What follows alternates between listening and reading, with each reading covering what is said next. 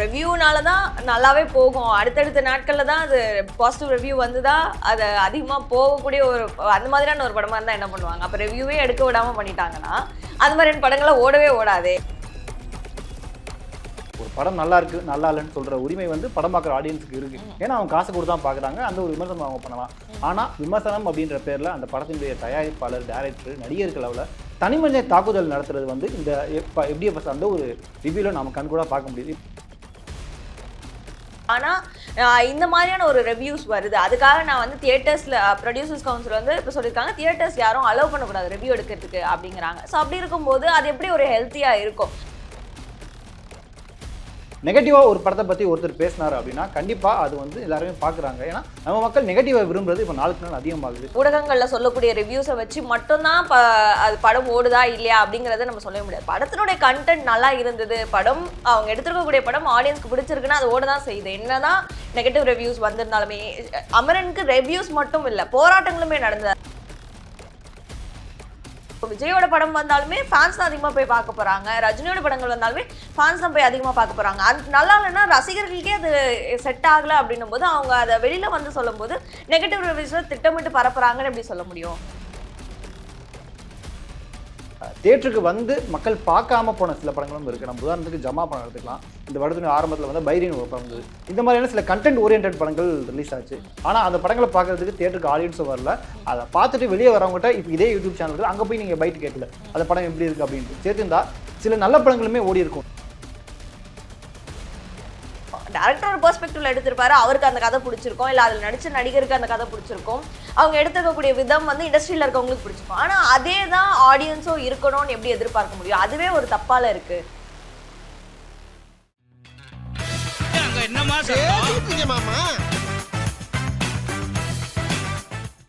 Welcome to the show என்னமா அங்கே சத்தம். ஸோ இந்த எபிசோடில் நம்ம பார்க்க போகிற விஷயம் வந்து இப்போ காட்டுத்தீயாக பரவிட்டு இருக்க ஒரு விஷயம்.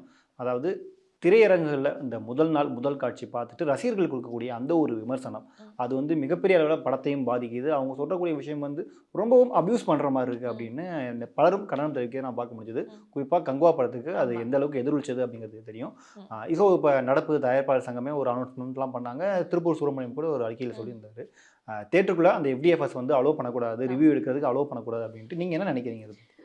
தியேட்டர்ஸ்ல போய் ரிவ்யூ எடுக்கிறது அலோவ் பண்ணல அப்படின்னா, இப்போ ஒரு படம் வருது அப்படின்னா அது எல்லாருமே வந்து ஃபர்ஸ்ட் டேவே போய் பார்த்துட மாட்டாங்க. எல்லாருமே வந்து படம் ரிவ்யூ வருது, வரட்டும், எப்படி இருக்குன்னு சொல்லட்டும், அதுக்கப்புறம் நம்ம போகலாமா வேணாமான்னு டிசைட் பண்ணலான்னு இருப்பாங்க. அப்படி இருக்கும்போது ஒரு ரிவ்யூ எடுக்காம இருந்தா, இப்போ ரிவ்யூ எடுத்து நெகட்டிவா வருதுங்கிறதுக்காக வேணான்னு சொல்றாங்க. ஒருவேளை அந்த படம் வந்து இப்போ சின்ன பட்ஜெட் படமா இருந்து அது ரிவ்யூனால தான் நல்லாவே போகும், அடுத்தடுத்த நாட்கள்ல தான் அது பாசிட்டிவ் ரிவ்யூ வந்துதா, அது அதிகமா போகக்கூடிய ஒரு அந்த மாதிரியான ஒரு படமா இருந்தா என்ன பண்ணுவாங்க? அப்ப ரிவ்யூவே எடுக்க விடாம பண்ணிட்டாங்கன்னா, அது மாதிரியான படங்கள்லாம் ஓடவே ஓடாதே. இந்த மாதிரி ஒரு படம் வந்திருக்கு அப்படிங்கிறதே தெரியாது. ஏன் நம்ம இப்போ லப்பர் பந்து எடுத்துட்டனாலுமே லப்பர் பந்துமே எடுத்த உடனே அந்த படம் ஃபர்ஸ்ட் டேலேயே இவ்வளோ ஹிட்டா கலெக்ஷன் பண்ணுச்சா அப்படின்னா இல்லை. அது கொஞ்சம் கொஞ்சமா எல்லாம் போய் பார்த்துட்டு வேர்ட் ஆஃப் மவுத் இந்த படம் நல்லா இருக்கு அப்படின்னு ஸ்ப்ரெட் ஆக நேரடியாக பேட்டி கொடுக்குறாங்களோ இல்லைன்னா அவங்களோட சோஷியல் மீடியா பேஜஸ்ல எழுதுறாங்களோ, இது ஏதோ ஒரு மூலமா தான் அது வந்து படம் போய் சேரவே சேர்ந்தது. இந்த மாதிரியான படங்களுக்கு அது ரொம்பவே நெகட்டிவ் ஆயிடும் இல்லையா? அது மட்டும் இல்லாம இப்போ ஒரு படம் வருது, அதை நீங்க விமர்சனம் பண்ணாதீங்கன்னு சொல்றதுக்கான ஒரு ரைட்ஸ் வந்து தயாரிப்பாளருக்கும் இல்லை, நடிகர்களுக்கும் இல்லை. ஏன்னா அது ஒரு விமர்சனம் இல்லாம எப்படி ஒரு நடிகரோ இல்லை அடுத்த படம் இப்போ அந்த படத்துல என்னென்ன சிக்கல்கள் இருக்கு, என்ன இருக்குங்கிறது ஒரு கன்ஸ்ட்ரக்டிவ் கிரிட்டிசிசம் கொடுத்தா தானே அடுத்த படத்துல அந்த டைரக்டரா இருக்கட்டும் இல்லை நடிகராக இருக்கட்டும் அதை வந்து மாற்ற முடியும். என்னோட ஃபேன்ஸுக்கு இது பிடிக்கல, இல்லை ஆடியன்ஸ்க்கு இது கரெக்டாக போய் உட்காரல, ஸோ அப்படி இருக்கும்போது அந்த மாதிரியான விஷயங்கள் நம்ம தவிர்க்கணும் அப்படிங்கிற ஒரு முடிவுக்கு வருவாங்க. அப்படி இருக்கும்போது எப்படி கிரிட்டிசிசம் இல்லாம இருக்க முடியும்? இப்போ அவங்க சொல்லக்கூடிய பாயிண்ட் வந்து கிரிட்டிசிசம் பற்றி அவ்வளோ கிடையாது. அதாவது நீங்கள் விமர்சனம் பண்ணுங்க, அதை நாகரிகமான முறையில் பண்ணுங்க அப்படின்னு சொல்கிறாங்க. இன்னொரு பக்கம் இந்த FDFS அவங்க வேணாம்னு சொல்கிறதுக்கு மிக முக்கிய காரணமாக நான் பார்க்குறது என்ன அப்படின்னு பார்த்தீங்கன்னா, தனி மனித தாக்குதல்கள் கொஞ்சம் அதிகமாகுது. அதாவது ஒரு படம் நல்லா இருக்கு நல்லா இல்லைன்னு சொல்கிற உரிமை வந்து படம் பார்க்குற ஆடியன்ஸுக்கு இருக்குது. ஏன்னா அவங்க காசு கொடுத்து தான் பார்க்குறாங்க. அந்த ஒரு விமர்சனம் அவங்க பண்ணலாம். ஆனால் விமர்சனம் அப்படின்ற பேரில் அந்த படத்தினுடைய தயாரிப்பாளர், டைரக்டர், நடிகர்கள் அளவில் தனி மனித தாக்குதல் நடத்துறது வந்து இந்த FDFS அந்த ஒரு ரிவ்யூவில் நம்ம கண்கூட பார்க்க முடியுது. இப்போ நம்ம சூர்யாவே உதாரணத்துக்கு எடுத்துக்கலாம். சூர்யா வந்து பொது வழியில் பல முன்னெடுப்புகளை பண்ணுறாரு, கோயில் பற்றி பேசுகிறாரு, மருத்துவமனைகளை பற்றி பேசுகிறாரு, நிறைய சமூக விஷயங்களை பண்ணுறாரு. குறிப்பாக அவருடைய முந்தைய படம் கூட எடுத்துக்கலாம். ஜேபிஎம் படத்தில் ஒரு சின்ன அந்த காலண்டரை வச்சதுக்கு ஒரு மிகப்பெரிய சர்ச்சையாச்சு நம்ம பார்த்தோம். நம்ம அது ஓடிட்டுலாம் அந்த படம் தியேட்டரில் ரிலீஸ் ஆகலை. இப்போ அந்த படம் பிடிக்காம ஒரு கேட்டகரி இருப்பாங்க. ஸோ அதுக்கு எதிராக இருக்கவங்க இருப்பாங்க. ஸோ இவங்கெல்லாம் டார்கெட் பண்ணி இப்போ அந்த படத்தை வேணும்னே நாம ஸ்பாயில் பண்ணணும் அப்படின்றதுக்காகவே இந்த முதல் நாள் முதல் காட்சியில் வந்து படத்தை பற்றி பேசாமல் சூர்யா பற்றி, சிவா பற்றி, ஞானவேல் ராஜா பற்றி பேசுறது வந்து இது ஒரு வகையான வன்முறை தானே இந்த ஒரு ரிவ்யூ மூலமாக தூண்டுறாங்க அவங்க. ஸோ இதனால தான் கொஞ்சம் அவங்க டென்ஷன் ஆயிருப்பாங்களோன்னு எனக்கு தோணுது. ஏன்னா அப்படின்னா ஒரு படம் பார்த்து நல்லா இருக்கு நல்லா இருக்குன்னு சொல்கிற உரிமை எல்லாருக்குமே இருக்குது. நிறையும் சொல்கிறாங்க, குறையும் சொல்கிறாங்க. காலங்காலமாக அது இருந்துட்டு தான் இருக்குது. எம்ஜிஆர் சிவாஜி காலத்துலேருந்து இப்போ வரைக்கும் ஒரு படத்துக்கான விமர்சனத்தை ஒரு பத்திரிகை ஆரம்பித்து இப்போ இருக்கக்கூடிய சோஷியல் மீடியாவுக்கு எல்லாருமே எழுதிட்டு தான் இருக்காங்க. ஒவ்வொரு காலகட்டத்துக்கும் ஏற்றப்ப அது மாறிட்டு தான் இருக்குது. அப்படின்னும் போது இந்த தனி மனிதர் தாக்குதல் வேணாம் அப்படிங்கிறதான் என்னுடைய கருத்தாக இருக்குது. நீங்க சொல்றது கரெக்ட் தான். இப்போ ரிவ்யூ கிரிட்டிசிசம் இதெல்லாமே சொல்றாங்க அப்படின்னா ஒருத்தரை டேரக்டா தாக்கியோ இல்லை அவங்க வந்து அவங்க பயன்படுத்தக்கூடிய வார்த்தைகளை வந்து அவங்க கடுமையாக பயன்படுத்தாமல் இருக்கிறதுலாம் சரி. பட் ஆனால் இந்த மாதிரியான ஒரு ரிவ்யூஸ் வருது. அதுக்காக நான் வந்து தியேட்டர்ஸில் ப்ரொடியூசர்ஸ் கவுன்சில் வந்து இப்போ சொல்லியிருக்காங்க தியேட்டர்ஸ் யாரும் அலோவ் பண்ணக்கூடாது ரிவ்யூ எடுக்கிறதுக்கு அப்படிங்கிறாங்க. ஸோ அப்படி இருக்கும்போது அது எப்படி ஒரு ஹெல்த்தியாக இருக்கும்? கங்குவா படம் வந்தப்பவே நெகட்டிவ் ரிவ்யூஸை வந்து திட்டமிட்டு பரப்புறாங்க அப்படின்னு சொல்கிறாங்க. படம் நல்லா இல்லை, நல்லா இருக்குது, நல்லா இல்லைங்கிறத பார்த்துட்டு வர ஆடியன்ஸ் சொல்ல தான் செய்வாங்க. அவங்க அதுக்கு இப்போ படம் நல்லா இல்லை சொல்லிட்டாங்க அப்படின்னாலே அதை வந்து திட்டமிட்டு பரப்பப்படுறதா எப்படி எடுத்துக்க முடியும்? ஃபர்ஸ்ட் டே ஃபர்ஸ்ட் ஷோ போய் பார்க்கக்கூடிய ஆடியன்ஸ் வந்து மேக்ஸிமம் அந்த ஹீரோவோட ஃபேன்ஸாக தான் இருப்பாங்க. அப்போ சூர்யா மாதிரியான ஒரு பெரிய ஸ்டாருக்கு அவ்வளோ பெரிய ஃபேன் ஃபாலோயிங் இருக்கு. ஸோ அப்போ ஃபர்ஸ்ட் டே வர ரிவ்யூஸ் மேக்ஸிமம் ஃபேன்ஸோட ரிவ்யூஸாக தான் இருக்கும். அது போய் திட்டமிட்டு பரப்பணும்ன்ற அவசியம் இல்லை. ஏன்னா இப்போ விஜயோட படம் வந்தாலுமே ஃபேன்ஸ் தான் அதிகமாக போய் பார்க்க போறாங்க. ரஜினியோட படங்கள் வந்தாலுமே ஃபேன்ஸ் தான் போய் அதிகமாக பார்க்க போறாங்க. நல்லா இல்லைன்னா ரசிகர்களுக்கே அது செட் ஆகலை அப்படின்னும் போது அவங்க அதை வெளியில வந்து சொல்லும் போது நெகட்டிவ் ரிவ்யூஸை திட்டமிட்டு பரப்புறாங்கன்னு எப்படி சொல்ல முடியும்? சொல்றதே சூர்யா ஃபேன்ஸாக தானே இருப்பாங்க. அதில் வந்து சிலர் ஆப்போசிட் வேற யாராவது நடிகரோட ஃபேன்ஸும் வந்து சொல்றதுக்கான வாய்ப்புகள் இருக்கு. பட் ஆனால் அது பெரிய அளவில் இருக்கா அப்படின்னு பார்த்தோம்னா அது இருக்காது. ஏன்னா first day first show maximum fans தான் போய் பார்க்க போறாங்க. ஸோ அவங்களுக்கே அது செட் ஆகலை அப்படின்னும் போது அவங்க அதை வெளியில வந்து சொல்லதான் செய்வாங்க. அதே மாதிரி இப்போ ஒரு படத்தின் மேல விமர்சனம் வைக்கிறாங்கன்றதுக்காகவே அந்த ரிவ்யூஸே எடுக்கக்கூடாதுன்னு சொல்றது எப்படி நியாயமா இருக்கும்? இப்போ ஒரு படத்தின் மேல ஒரு விமர்சனம் வைக்கிறாங்க, இதெல்லாம் சரியா இல்லை, இது அடுத்த படங்களை சரி பண்ணுங்க அப்படின்னா நாங்க எடுக்கிறது தான் எடுப்போம், நாங்க கரெக்டாக தான் எடுக்கிறோம், ஆனா நீங்க வந்து தப்பா பாக்குறீங்கன்னு எப்படி சொல்ல முடியும்? டேரக்டர் ஒரு பெர்ஸ்பெக்டிவ்ல எடுத்திருப்பாரு, அவருக்கு அந்த கதை பிடிச்சிருக்கும், இல்லை அதில் நடிச்ச நடிகருக்கு அந்த கதை பிடிச்சிருக்கும், அவங்க எடுத்துக்கக்கூடிய விதம் வந்து இண்டஸ்ட்ரியில இருக்கவங்களுக்கு பிடிச்சிருக்கும். ஆனா அதே தான் ஆடியன்ஸும் இருக்கணும்னு எப்படி எதிர்பார்க்க முடியும்? அதுவே ஒரு தப்பால இருக்கு. இல்ல ரிவ்யூ பண்ணலாம் அப்படிங்கிறது சரிதான். பட் அது எந்த ஆங்கிள் நாம சொல்றோம் அப்படின்ற ஒரு விஷயம் இருக்கு. இப்போ நம்ம உதாரணத்துக்கு நம்ம எடுத்துக்கலாம். இந்த ஊடகங்களுடைய எண்ணிக்கை இப்போ நாளுக்கு நாள் பெருகிட்டே இருக்கு. முதல்ல அச்சு ஊடகங்கள் இருந்தது, அதுக்கு பிறகு டிஜிட்டல் ஊடகம் வந்தது. இப்போ யூடியூப் அப்படின்ற ஒரு ஊடகம் வந்த பிறகு தனி மனிதர்கள் தனித்தனியாக தங்களுடைய சேனல் அப்படின்னு ஒருத்தர் ஆரம்பிச்சிருக்காங்க. எல்லார் கையிலையும் இப்போ ஒரு மொபைலும் ஒரு மைக் இருந்தால் போதும், அவங்க ரிவ்யூவர் அப்படின்னு மாறிடுறாங்க. இது நம்ம நிறைய படங்களையும் நம்ம பார்த்துருக்கோம், அதை காட்சிப்படுத்தியும் செஞ்சுருக்காங்க. இப்போ அவங்களுடைய வியூஸ் என்னவா இருக்குது? ஒரு விஷயத்தை வந்து நெகட்டிவாக காமிச்சாதான் ஆடியன்ஸ் அதை பார்க்குறாங்க. நெகட்டிவ்க்கு இங்கே அதிகமான வேல்யூ இருக்குது அப்படின்றது எல்லாருக்குமே தெரியுது. நம்ம கங்குவா மட்டும் உதாரணத்துக்கு எடுத்துக்கலாம். இதுக்கு முன்னாடி இந்த வேட்டையனாகட்டும், இந்தியன் 2 அப்படின்னு நிறைய படங்களுக்கு என் கோட் படத்தை கூட நம்ம எடுத்துக்கலாம்.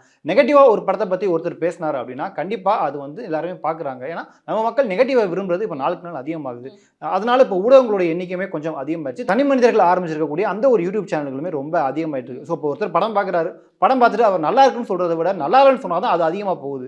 அது மட்டும் இல்லாமல் அவர் வந்து படத்தை பற்றி பேச மாட்டுறாரு. அந்த படத்தில் இப்போ விஜயோ ரஜினியோ யாரும் நடிச்சிருக்காங்க, இவங்க ஏன் நடிக்க வராங்க, இவங்களாம் நடிக்கவே வரல, இவங்க சாம அரசியலுக்கே போயிடலாமே, இவர் வயசாயிருச்சு உட்காந்து இல்லாமே அப்படின்னு அந்த மாதிரியான விஷயங்களுமே சொல்கிறாங்க. ஸோ இப்போ நம்ம கங்குவா படத்துக்கு வந்து ஒரு வயசான பெரியவர் ஒரு தான் சொல்லியிருந்திருப்பார். அவர் வெளியே வந்து படத்தை பற்றி மட்டும் பேசியிருந்தா பிரச்சனையே கிடையாது. அதுவும் ஒரு 10ஓட 11 கலந்து போயிருப்பாங்க. ஆனால் அவர் சிவா கிடைச்சானா கொண்டே போடுவேன், அவரை சூரியலாம் என்ன ஒரு நடிகை அப்படின்ற மாதிரியான வார்த்தைகளை அவர் பயன்படுத்தும் போது தான் அவர் தனி மனித தாக்குதலாக மாறுது. ஸோ இங்கே நெகட்டிவிட்டி பெருக பெருக அதை ஊடகங்களும் அதை அனுமதிக்குது. அது கொஞ்சம் அதிகமாக தான் இந்த மாதிரியான விஷயங்களை வந்து ரொம்பவும் நம்ம அதிகமாக பார்க்க முடியுது. ஸோ இதுக்காக தான் இந்த முதல் நாள் முதல் காட்சியில் இந்த நெகட்டிவான விஷயங்களை பரப்பக்கூடாது அப்படின்ற ஒரு விஷயத்துக்காக தான் இதுவும் அவங்க சொல்கிறாங்க. நான் நினைக்கிறேன் இல்லை நம்ம அப்படி நெகட்டிவான ரிவ்யூ எடுத்தா அது வந்து படத்தினுடைய கலெக்ஷனையோ இல்லை படத்தை பாதிக்குது அப்படின்னு எடுத்துக்கிட்டோம்னா அமரன் படம் வரும்போது அமரனுக்கும் நெகட்டிவான ரிவ்யூஸ் வந்திருந்தது. என் ப்ளூ சட்டை மாறனே வந்து அவர் சிவகார்த்திகேயனை தாக்கியும் பேசியிருந்தார், நேரடியாக தாக்கி திடீர் தளபதிங்கிற மாதிரியெல்லாம் பேசியிருந்தாரு. அந்த படத்தில் ஒர்க் அவுட் ஆகாத விஷயங்கள் நிறைய இருக்குது, நெகட்டிவான ஒரு ரிவ்யூ தான் கொடுத்திருந்தார். பட் ஆனால் அது வந்து அமரன் படத்தினுடைய கலெக்ஷன் எந்த விதத்திலையும் பாதிக்கல. இப்போ வரைக்கும் படம் ஓடிக்கிட்டு இருக்கு, 300 கோடி ரூபாயை தாண்டி தான் ஓடிக்கிட்டு இருக்கு. ஸோ அப்படி இருக்கும்போது இப்போ வெளியில ஊடகங்கள்ல சொல்லக்கூடிய ரிவ்யூஸை வச்சு மட்டும்தான் அது படம் ஓடுதா இல்லையா அப்படிங்கறத நம்ம சொல்ல முடியாது. படத்தினுடைய கண்டென்ட் நல்லா இருந்தது, படம் அவங்க எடுத்திருக்கக்கூடிய படம் ஆடியன்ஸ்க்கு பிடிச்சிருக்குன்னா அது ஓடதான் செய்யுது. என்னதான் நெகட்டிவ் ரிவ்யூஸ் வந்திருந்தாலுமே அமரனுக்கு ரிவ்யூஸ் மட்டும் இல்ல, போராட்டங்களுமே நடந்தது. அதுல ஒரு குறிப்பிட்ட சமுதாய மக்களை வந்து தீவிரவாதிகளா காட்டுறாங்கன்னு சொல்லி பெரிய அளவுல போராட்டம் நடந்தது. கமலினுடைய உருவபொம்மை எல்லாம் இருக்கக்கூடிய அளவுக்கு போராட்டம் நடந்தது. ஆனாலும் படம் இப்போ ஓடிக்கிட்டு தானே இருக்கு. ஸோ அது பார்க்குற ஆடியன்ஸ்க்கு அது பிடிச்சிருச்சுன்னா அந்த படம் ஓட தான் செய்யும். அவங்க எடுக்கக்கூடிய கண்டென்ட் அது ஆடியன்ஸ்க்கு எந்த மாதிரி தேவையான ஒரு கண்டென்ட்டா இருக்கும் அப்படிங்கிறது. ஏன்னா பெர்ஸ்பெக்டிவ் எல்லாருக்குமே மாறும். அதை எடுக்கக்கூடிய டைரக்டருக்கு ஒரு பெர்ஸ்பெக்டிவ் இருக்கும், அதில் நடிச்சிருக்கக்கூடிய ஆக்டருக்கு ஒரு பெர்ஸ்பெக்டிவ்ல அதில் நடிச்சிருப்பாங்க, ஓகே சொல்லி நடிச்சிருப்பாங்க. பட் ஆனால் விமர்சனங்கள் தனிமனித தாக்குதல் இல்லை அதில் விமர்சனங்களில் பயன்படுத்தக்கூடிய வார்த்தைகள் வந்து ரொம்ப ஹாஷா இருக்கக்கூடாதுங்கிறதுல நானும் ஒத்துக்கிறேன். பட் ஆனால் விமர்சனமே வரக்கூடாது. இப்போ நான் தியேட்டர்ஸ்ல போய் ரிவ்யூவே எடுக்கக்கூடாதுன்னு சொல்லி ப்ரொடியூசர்ஸ் கவுன்சில் வந்து ஒரு அறிக்கையை விடுறாங்க. தியேட்டர்ஸ் யாரும் அலோவ் பண்ணக்கூடாதுன்றாங்க. அது எந்த விதத்துல சரியா இருக்கும்? இல்லை, அவங்க தேட்டரில் போய் எடுக்க வேணும்னு சொல்ல, தேட்டர் வளாகத்துக்குள்ள வந்து எடுக்காதீங்க, வெளியே போய் நீங்கள் என்ன படிக்க உங்கள் வளாகத்துக்குள்ள அனுமதிக்காம சொல்கிறாங்க. இல்லை இந்த இந்த ஒரு பாயிண்ட்ல வளாகத்துக்குள்ள அனுமதிக்காதீங்கன்னு அப்படின்னா இப்போ இருக்கக்கூடிய தியேட்டர்ஸ் எல்லாமே மேக்ஸிமம் மெயின் ரோட்ல தான் இருக்கும். அப்போ எங்க போய் எடுக்க முடியும்? ஆப்வியஸா நீங்க எடுக்காதீங்க அப்படிங்கறத சொல்றாங்க. ஓகே. இல்லை, இன்னொரு விஷயம் நாம பார்க்கும்போது வந்து இந்த மாதிரியான பிரச்சனைகள் எப்போ ஏற்படுது அப்படின்னா, முன்னணி நட்சத்திரங்களுடைய படங்கள் ரிலீஸ் ஆகும்போது அது ஒரு மிகப்பெரிய கான்ட்ரோவர்சி ஆகுது. இதே அறிக்கையை இதுக்கு முன்னாடியே போன வருஷமும் சொல்லியிருந்தாங்க நான் நினைக்கிறேன். ஏன்னா இந்த மாதிரி நெகட்டிவ் ரிவ்யூவை ஸ்ப்ரெட் பண்ணுறாங்க, இந்த யூடியூப் சேனல் மூலமாக ரிவ்யூவர்ஸ் வந்து அதிகமாக பரப்புறாங்க, அதனால படத்தினுடைய வசூல் பாதிக்கப்படுது அப்படின்னு சொல்கிறாங்க. இந்த இடத்துல தான் இன்னொரு கேள்வி வருது, ஏன் முன்னணி நடிகர்களுடைய படங்களுக்கு மட்டும் இது நடக்குது? இதே மாதிரி சின்ன சின்ன படங்கள் நிறைய படங்கள் இருக்குது. நீங்கள் லப்பர் பந்து படம் சொன்னீங்க, லப்பர் பந்து படம் இந்த மாதிரி விமர்சனங்கள் வர வர தான் அதிகமாக பார்க்கப்பட்டுச்சு. அதே மாதிரி இன்னும் சில படங்கள் வந்து தேட்டருக்கு வந்து மக்கள் பார்க்காம போன சில படங்களும் இருக்குது. நம்ம உதாரணத்துக்கு ஜமா படம் எடுத்துக்கலாம். இந்த வருடத்தின் ஆரம்பத்தில் வந்து பைரின் ஒரு படம் வந்தது. இந்த மாதிரியான சில கண்டென்ட் ஓரியன்ட் படங்கள் ரிலீஸ் ஆச்சு. ஆனால் அந்த படங்களை பார்க்கறதுக்கு தேட்டருக்கு ஆடியன்ஸும் வரல. அதை பார்த்துட்டு வெளியே வரவங்ககிட்ட இப்போ இதே யூடியூப் சேனல்கள் அங்கே போய் நீங்கள் பைட்டு கேட்கல அந்த படம் எப்படி இருக்குது அப்படின்ட்டு. சேர்த்துருந்தா சில நல்ல படங்களுமே ஓடி இருக்கும். இவங்களுடைய டார்கெட் வந்து பெரிய பெரிய நடிகர்களுடைய படங்கள், பெரிய பிரம்மாண்டமாக வரக்கூடிய படங்கள் மட்டும் தான். அதுக்கு ஒரு நெகட்டிவ் ரிவ்யூ வந்தால் போதும், அந்த படத்தை நம்ம காலி பண்ணிடலாம், அது மூலமாக நாம கல்லா கட்டிடலாம் அப்படின்ற ஒரு எண்ணம் தான் இங்கே நிறைய பேருக்கு இருக்குது. அது நீங்கள் பண்ணுற பெரிய படங்களுக்கு பண்ணுற அந்த ஒரு விஷயத்த சின்ன சின்ன படங்களுக்கு பண்ணுங்கள். அப்புறம் பந்துக்கு நீங்கள் பண்ணீங்க, அதுவும் மிகப்பெரிய வெற்றி அடைஞ்சது. அதே மாதிரி மற்ற படங்களுக்கும் நீங்கள் பண்ண வேண்டியதானே. இதுவும் ஒரு தயாரிப்பாளருக்கு, ஒரு நம்ம இண்டஸ்ட்ரிக்கு ஒரு நல்லது சேர்க்கிற விஷயம் தானே. அதுவும் இதே மாதிரி சின்ன சின்ன படங்களுக்கு நிறையவுமே பாசிட்டிவான ரிவ்யூஸ் சொல்றவங்க இருக்காங்க, எழுதுறவங்க இருக்காங்க. அதே மாதிரி எல்லா படங்களுக்கும் சொல்றது இல்லை தானே, அதையுமே ஒத்துக்கிறேன். பட் ஆனால் எல்லா சின்ன படங்களையும் விட்டுறாங்களா அப்படின்னா இல்லை. நல்ல படங்களுக்கு நல்ல ரிவ்யூஸ் தான் கொடுக்குறாங்க, பாசிட்டிவான ரிவ்யூஸ் தான் கொடுக்குறாங்க. அதே மாதிரி ஆடியன்ஸுமே இப்போ தியேட்டரில் வந்து அதை டைட்டில் பார்க்கும்போது இல்லை சின்ன படம்னு பார்க்கும்போது அதை தியேட்டரில் போய் பார்க்காதவங்க ஓடிடியில் வரும்போது அதை கொண்டாட தான் செய்கிறாங்க. நம்ம தியேட்டரில் போய் பார்த்துருக்கலாமே மிஸ் பண்ணுறாங்க. அதுவும் இல்லாமலாம் இல்லை. ஆடியன்ஸுமே ஒரு நல்ல படம் தியேட்டரில் போய் மிஸ் பண்ணாங்கன்னா அது பார்த்துருக்கணும் அப்படின்னு சொல்லி நிறைய சோஷியல் மீடியாவில் எழுதுறாங்க. ஓடிடியில் வந்ததுக்கப்புறம் பார்த்துட்டு அதை பற்றின ஒரு இதுவும் எழுதுறாங்க. அதே மாதிரி அந்த படம் ஓடிடியில் வரும்போது இன்னும் நிறைய வியூஸ் தான் போகுது. ஸோ அப்படி இருக்கும்போது அது கண்டென்ட் தான் நம்ம முக்கியமா இருக்கு. இதுல இன்னொரு பக்கம் இதை அட்வான்டேஜா எடுத்துக்கிறாங்களோ அப்படின்னு தோணுது. ஏன்னா இந்த படத்தை நெகட்டிவா பேசி அது மூலமா பிரபலமானவங்க நிறைய பேர். அது பெரிய பெரிய ஆட்கள்ல இருந்து சின்ன சின்ன ஆட்கள் கேமரா முன்னாடி FDFSல வந்து பேசி அது மூலமா பிரபலமான ஆட்கள் இருக்காங்க. தனியா ஒரு யூடியூப் சேனல் ஆரம்பிச்சு அது மூலமா நெகட்டிவ் ரிவ்யூ பேசி பிரபலமான ஆட்களுமே இருக்காங்க. ஸோ இந்த நெகட்டிவை அவங்க தங்களுக்கான ஒரு அட்வான்டேஜா பயன்படுத்திக்கிறாங்களோ அப்படின்னு தோணுது. இவங்க வந்து பாசிட்டிவான ஒரு விமர்சனம் ஆரம்பத்துல இருந்தே ஒரு படத்துக்கும் கொடுத்துருந்தாங்க அப்படின்னா கண்டிப்பா அவங்க இந்த ஒரு ரேஞ்சில் இருந்துக்க முடியாது. தொடர்ந்து இந்த ஒரு படம் நல்லா இருந்தாலுமே அதை கிரிட்டிசைஸ் பண்றது, ஒரு நடிகர் மீது தனி மனித தாக்குதல் நடத்துறது அப்படின்னு தொடர்ந்து சின்ன சின்ன யூடியூப்ல ஆரம்பிச்சு பெரிய பெரிய சேனல்ல இருக்கவங்க வரைய அந்த ஒரு நெகட்டிவிட்டி ஸ்ப்ரெட் பண்ணி தான் இப்போ முன்னுக்கு வந்திருக்காங்க நிறைய பேர். ஸோ அதையும் நாம கொஞ்சம் கண்ட்ரோல் பண்ணணும் அப்படின்னா தான் இண்டஸ்ட்ரிக்கு கொஞ்சம் நல்லது நான் நினைக்கிறேன். ஆனால் இதே மாதிரியான ஒரு பாசிட்டிவான ரிவ்யூஸ் அண்ட் பாசிட்டிவான ப்ரமோஷன்ஸ் அப்படின்னும் போது கூல் சுரேஷ் மாதிரியான நடிகர்கள் வந்து தியேட்டருக்கு வெளியிலேயே வந்து ப்ரமோஷன் பண்றாங்க. அது வந்து படத்துக்கான பாசிட்டிவான ப்ரமோஷன் தானே பண்றாங்க. ஸோ இப்போ இதையுமே வேணாம், ரிவ்யூஸ் எடுக்கக்கூடாது அப்படின்னா ஸோ அந்த மாதிரியான பாசிட்டிவான விஷயங்களும் வெளில வராது. இப்போ கூல் சுரேஷனுடைய ஒரு வீடியோ, அவர் ஒரு பேட்டி ஒரு படத்துக்கு கொடுக்குறாரு அப்படின்னா அதுவே ஒரு ரீச் கொடுக்குறாங்க. அது ப்ரொடியூசர்ஸே அவர் தேடி போய் இந்த ப்ரமோஷன்ஸ்க்காக அவரை பயன்படுத்திக்கிறாங்க. ஸோ அப்படி இருக்கும்போது அதுவுமே இப்ப வரக்கூடிய பாசிட்டிவ்ஸ் கூட வராம தானே போகுது. இல்ல நீங்க சொன்ன மாதிரி ஆரம்பத்துல குல் சுரேஷ் இந்த மாதிரி பண்ணும்போது அவர் கோமாளி அப்படின்னு கிண்டல் பண்ணவங்க நிறைய பேர் உண்டு. ஆனா ஒரு கட்டத்துக்கு மேல அதே தயாரிப்பாளர்கள் வந்து குல் சுரேஷ் வர சொல்லி ப்ரமோஷன் பண்ண சொல்லுங்க அப்படின்ற மாதிரி அதையும் சாதகமா பயன்படுத்திக்கிறாங்க, நாம பார்க்க முடியுது. ஸோ இதுக்கான ஒரு எண்டு வந்து யார்கிட்ட இருக்கு அப்படின்னு கேட்டீங்கன்னா அது தயாரிப்பாளர் தரப்பு தான். ஏன்னா அவங்க தான் இதுக்கான ஒரு முடிவை எடுக்கணும். தேட்டரு ஊழியர்கள் அவங்க தான் ஒரு முடிவை எடுக்கணும். ஸோ நாம பேசிட்டு இருக்கிறது மட்டும் பத்தாது. ஸோ ஆடியன்ஸும் முடிவு பண்ணணும்.